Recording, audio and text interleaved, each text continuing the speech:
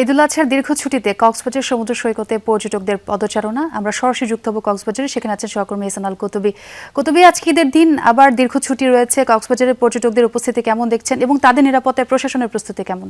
ছোঁয়া, আজকে পবিত্র ঈদুল আজহা উপলক্ষে কক্সবাজারে স্বাভাবিকভাবে ঈদের দিন যে পরিমাণ পর্যটক থাকার কথা সে পরিমাণ পর্যটক অনেকটা কম, এবং তবে ঈদের দিন হিসেবে স্থানীয় যারা দর্শনার্থী আছেন তারা সহ মিলে হাজারো পর্যটকের সমাগম আমরা দেখতে পাচ্ছি। আমি সমুদ্র সৈকতের সুগন্ধা পয়েন্টে আছি। এখান থেকে আমার যতদূর চোখ যাচ্ছে, অর্থাৎ বেলা গড়িয়ে সন্ধ্যার আগে আগে পর্যটকদের যে চাপ সেটি মূলত বাড়ছে। কারণ হচ্ছে যে সারাদিন প্রচণ্ড রোদ ছিল, রোদের কারণে অনেক পর্যটক বা অনেকেই যারা দর্শনার্থী তারা বিচে আসতে চাননি, এবং যখন বিকেল গড়িয়ে সন্ধ্যা ঘনিয়ে আসছে এই মুহূর্তে ঠান্ডা হাওয়ায় সুন্দর একটি মুহূর্ত কাটানোর জন্য কক্সবাজার সমুদ্র সৈকতের যে বিশাল বিশাল ঢেউ, বিশাল এই সৈকত দেখার জন্য মনোমুগ্ধকর একটি সুন্দর মুহূর্ত কাটানোর জন্যই মূলত সবাই ছুটে এসেছেন। অনেক ধন্যবাদ ইহসান আপনাকে।